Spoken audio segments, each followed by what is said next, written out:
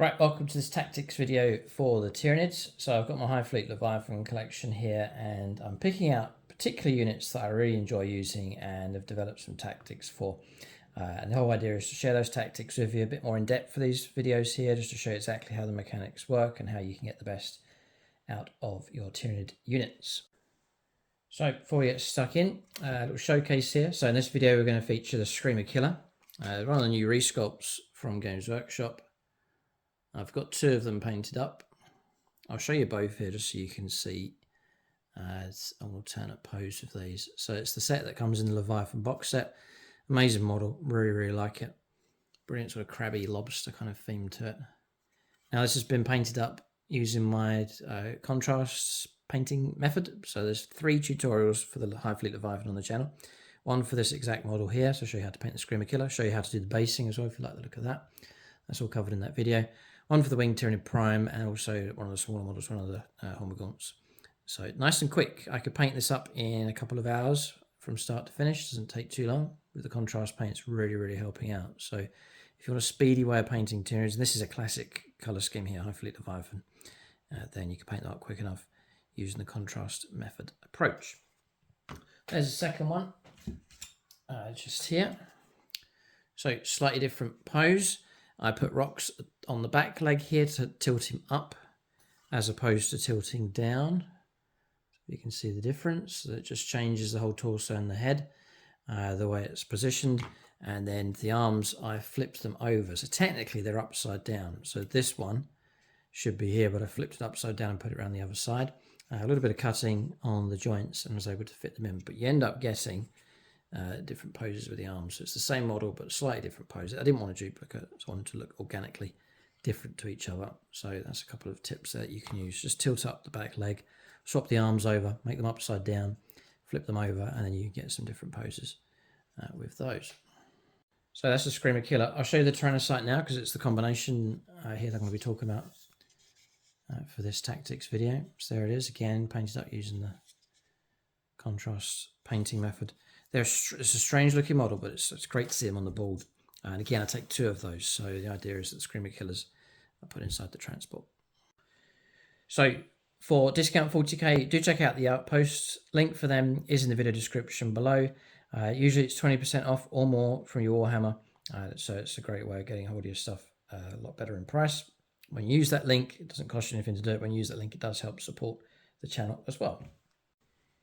So for this tactics video, it's trying to deal with a problem that Tyranids have, and that's these glorious monsters that they have, these terrifying creatures, and the opponent just shoots them and destroys them. So it's been a problem down through the different editions. You know, the opponent sees a big monster and they'll just turn their guns and try and blow it away.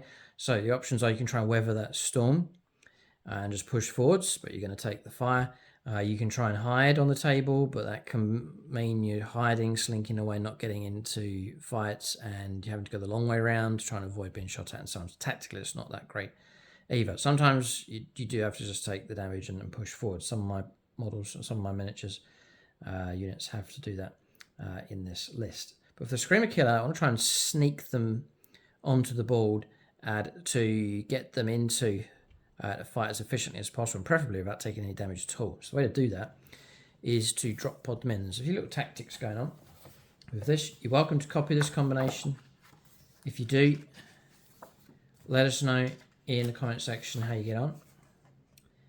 And by all means, leave your own tactics, especially for this unit, the Screamer Killer.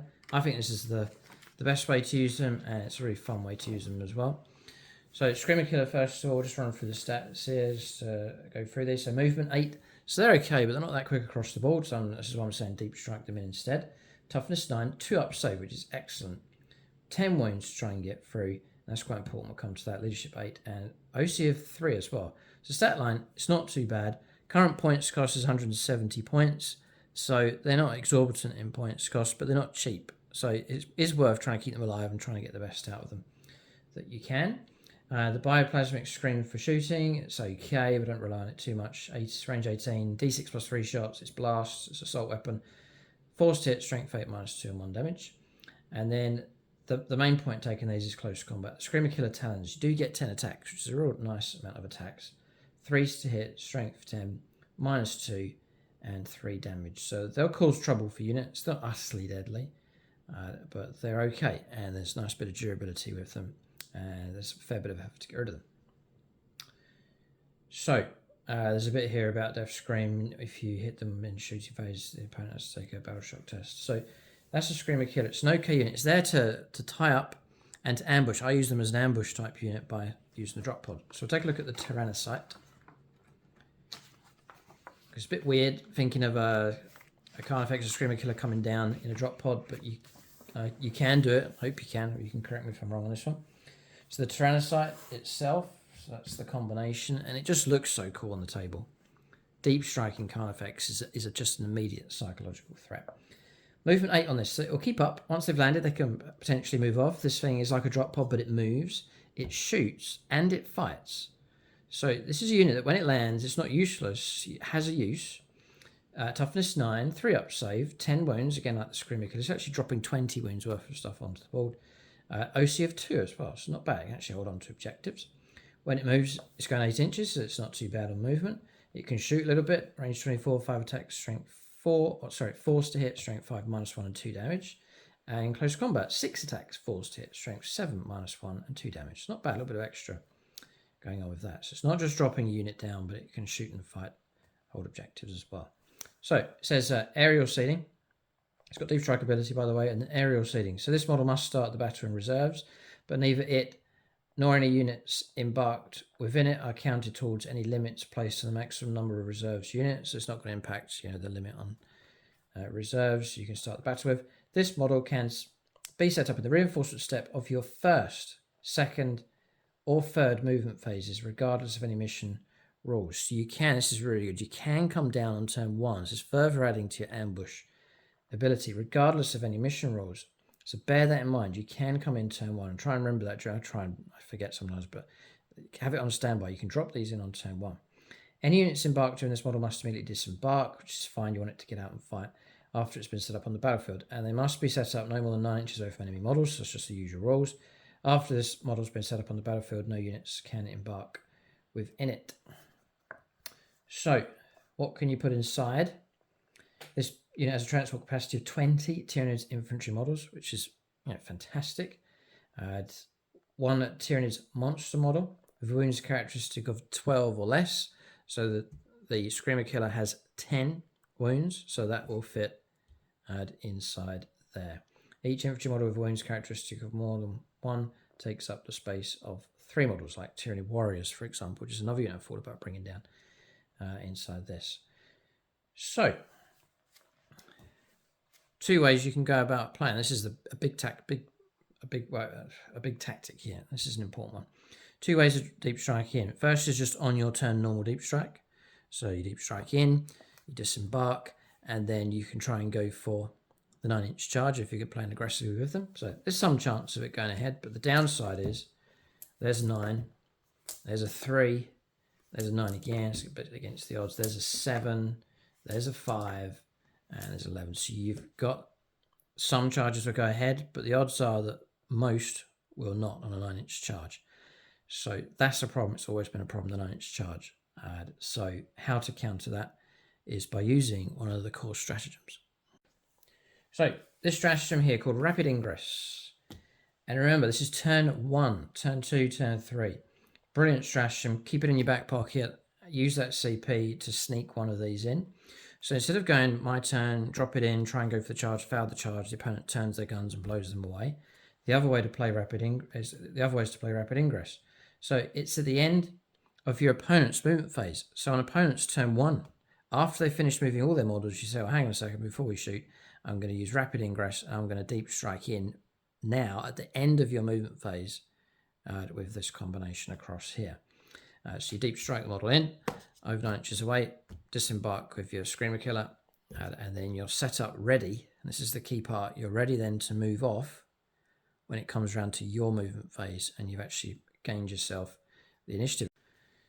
So you actually, it's part of this ambush. So I'll just read the rest of it here and then we'll talk about this. So 1 unit from units in reserve, so that's that. Unit can arrive on the battlefield as if it were the reinforcement step of your movement phase. And then restriction, you can't use a stratagem to enable unit to arrive on the battlefield during a battle round. It would not normally be able to do so. But it says that you can deep strike on turn 1 with that. So that means you can go turn 1 with rapid ingress. So, for example, the opponent's moved out and there's a wall across here, there's cover. The usual deep strike approach is to deep strike in just over 9 inches away, you disembark, you try and go for your charge, you fail, and you're sat there, and then the opponent can shoot at you. What I'm saying is the other way to play is wait for your opponent to make their move. When all movement's finished, pick a blind spot somewhere on the battlefield, deep strike in to somewhere where the opponent cannot see you, or a very limited number of models can see you because their movement's already done. Survive, be hidden, obscured, and so on, and then wait for your turn and then come out and fight. And so that's a basic summary of how I try and use that stratagem. So it's the ambush style. And by using rapid ingress, you've seen the opponent's move and basically trying to set yourself up for your turn. So you're always looking out for a blind spot on the board, and it's really going to keep the opponent on edge. And if you see a blind spot somewhere where they haven't got things covered and you see an opportunity, then rapid ingress, drop the Screamer Killer in, disembark, and then you're ready to move off next turn and then go for the ambush. And then ideally, you're then able to make a charge by taking little or no damage, and then you go and you can immediately start disrupting targets. So you're picking where you land, you're picking when you land, and you're picking what you're going after as well. And that's really giving the initiative to you. So I think it's a great move. It's a real good theme, and it's good fun to do as well, because it means you just, instead of positioned your Screamer Killers on the board, the opponent knows where they are, they bring out their guns and just start shooting them. Instead, your Screamer Killers are off table, and who knows when they're going to turn up, and the opponent had better watch out because they could deep strike in anyway. So it's a lot more fun way to play, and it's a lot more powerful way of delivering your Screamer Killers across the board. Or any monster or unit, you know, you could deep strike in 6 warriors or pyrovores or whatever you want to drop in. Same kind of tactic. Drop them in, obscured, hidden away, and then ambush on your following turn. Turns 1, 2, and 3. So that's that tactic. Not going to roll up any dice for this one. It's just to explain how I use that. So you can check that out in games. Check out the High Fleet Leviathan battle reports on the channel, and you'll see this in action. It's worked a good number of times. Don't have to worry about trying to make this 9-inch charge. I'm dropping them in, and then when I move around, I've got a very small charge to make, and that charge is almost, well, it's often is very likely to go ahead, and that just puts the odds back into your favour. And hopefully you can deliver Screamer Killer all of its wounds, plunging into close combat against a whole host of targets. So I think ambush, deep strike, rapid ingress is the way to use these. Let us know how you get on, if you use this tactic, if it works for you, if you know any other tactics as well, what combination you like to use with the Tyrannocyte. Then let us know in the comments section below, and you can check out and see what other subscribers are saying as good tactics for the Tyranids. So cunning can be a great way and a great approach to using your Tyranids force. Keep a look out for more videos in this series. Hope to release a few for my favourite combinations for this force. Check out the painting tutorials. For discount 40k, do use that link for the outpost. It's 20% off or more. You can tap into free posters as well. When you use that link, it helps support the channel. Thanks for watching. See you next time.